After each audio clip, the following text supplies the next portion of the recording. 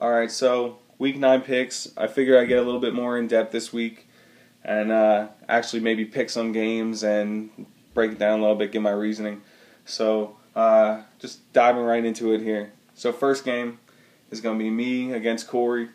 So what we're looking at in this one is basically it comes down to my running backs and my quarterback against his running backs and quarterback. So looking at his running backs, the only one that's really going to blow up that I think is going to happen is McCoy, and that's going to happen on Monday night. But I also got my ace in the hole on Monday night in Matt Forte to offset that.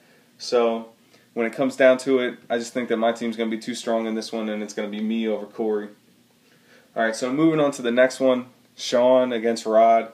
Really not a whole lot to say about Sean's team. Every single week, it kind of, you look at his team and you think, is there something that I can pick him based upon? And, the answer is consistently no, because there isn't. It doesn't exist. So, can't pick Sean. Rod got Vic, and a pretty talented receiver crew. Des Bryant, Wes Welker, and Manningham. So, Rod's looking nice in this one. Rod's going to get the W. Moving on to the next game. Just Win Baby against Megatron. Warner's kind of got the injury bug all year. His team at this point is a lot of guys he picked up in free agency. And, Matt's team, Matt's got a pretty nice team. It's a solid team, Warner's not going to have McFadden this week. Matt doesn't really see too many major injuries. He's still going to have Brady. He's still going to have Gorey. He's still going to have Bradshaw. He's still going to have Roddy White and Witten. So, Matt's team's pretty solid, but in this one, I want to see Matt fall, so I'm going to pick Warner. I just have this feeling that this is going to be Matt's time. His team isn't going to put up what he thinks is going to happen. So, here it is. Warner is for you. Do it up. All right, so next game, sitting at, what we got? Sanahi and Jared and Snyder. So, Desi against Buckstops here. These are two good ones.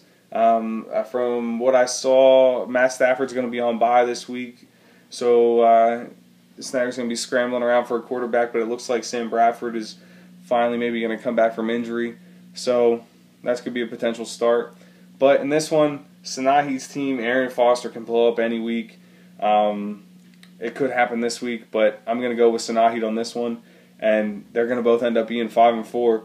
And there's just going to be a clusterfuck there. So that's what's up with that one. And then the last matchup is going to be Tyler and McNinch. So McNinch has been getting a raw deal all year. McNinch has more points than Tyler, and Tyler's 6-2, and McNinch is 1-7.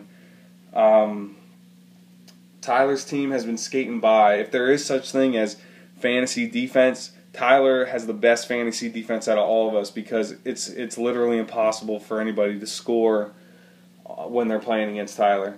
So, that being said, I'm going to go with McNinch because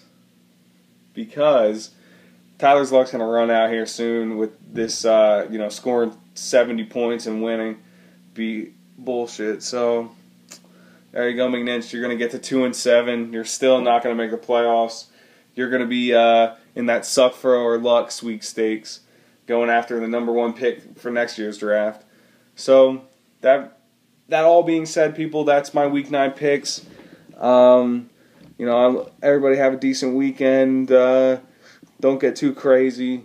And I will see y'all next week after everything unfolds. And, maybe I'll get mid in glory. You never know. I'm not going to call my shot like our LM making his shout out and then not, talking the talk. Or I should say not walking the walk after talking the talk, but can't say I'm surprised. Alright, so later people, and hopefully after this week Matt and Tyler both drop and I'll be sitting number 1 and you'll be looking at a new number 1, so look out, motherfuckers. Alright, peace out people, and I'll see you next week.